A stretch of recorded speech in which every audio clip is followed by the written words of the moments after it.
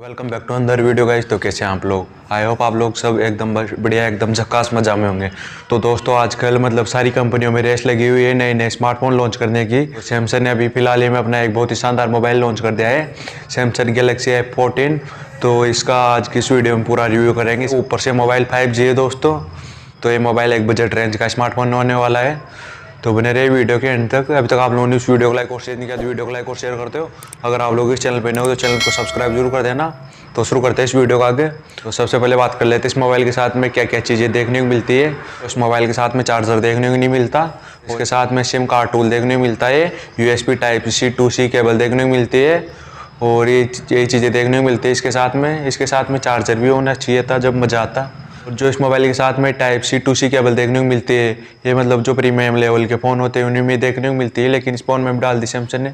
Mobile की जो design है वो बहुत ही शानदार देखने को मिलती है और इसमें पीछे सैमसंग की ब्रांडिंग देखने को मिल जाती है। और ये मोबाइल है वो 2 कलर में देखने को मिलता है, पर्पल एंड ग्रीन कलर में देखने को मिलता है। और दोस्तों इस मोबाइल के साथ में गोरिल्ला ग्लास 5 की प्रोटेक्शन देखने को मिल जाती है। इस मोबाइल के राइट साइड में लगा हुआ है वॉल्यूम रॉकर, उसके साथ में लगा हुआ है पावर अनलॉक बटन, उसके ऊपर लगा हुआ है साइड माउंटेड फिंगरप्रिंट स्कैनर। नीचे की ओर देखने को मिल जाता है speaker grill, USB-C port, microphone और 3.5mm हेडफोन जैक देखने को मिल जाता है। तो बहुत ही शानदार ऑप्शन मिल जाता है इसके साथ में। और इस मोबाइल के लेफ्ट साइड में सिम कार्ड ट्रे स्लॉट देखने को मिल जाता है और ऊपर की ओर नॉइस कैंसलेशन माइक्रोफोन देखने को मिल जाता है। और गाइस इस मोबाइल के साथ में आप लोगों को मेमोरी कार्ड लगाने का ऑप्शन भी देखने को मिल जाता है। दोस्तों इस मोबाइल का जो वेट है 204 ग्राम वेट है इस मोबाइल का। और अब बात कर लेते हैं इस मोबाइल की डिस्प्ले के बारे में।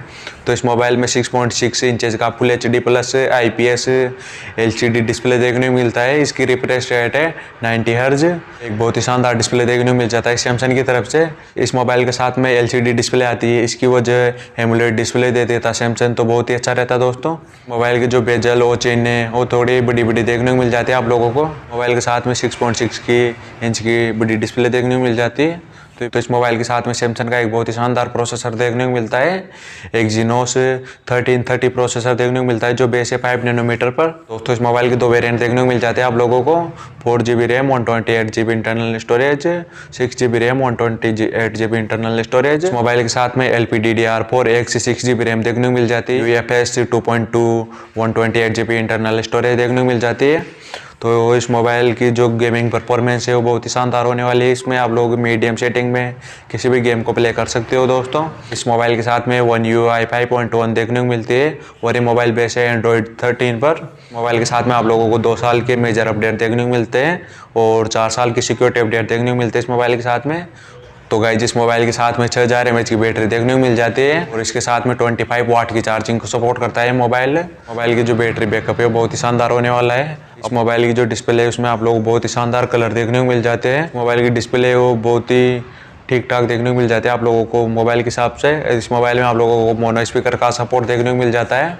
अब बात कर लेते हैं इस मोबाइल की कनेक्टिविटी के बारे में। तो ये मोबाइल 5G को सपोर्ट करता है। इसमें आप लोग डुअल 4G सिम लगा सकते हो और ब्लूटूथ 5.2 है, डुअल बैंड वाईफाई का सपोर्ट देखने को मिलता है। मोबाइल में बैक साइड में डुअल रियर कैमरा सेटअप देखने को मिल जाता है, 50 मेगापिक्सल का मेन कैमरा देखने को मिल जाता है और 2 मेगापिक्सल का मैक्रो कैमरा देखने को मिल जाता है। तो इस मोबाइल के साथ में जो सैमसंग ने उसके 2 मेगापिक्सल का कैमरा डाला है उसकी बजाय का 8 मेगापिक्सल का अल्ट्रा वाइड एंगल कैमरा डाल देती तो बहुत ही अच्छा रहता।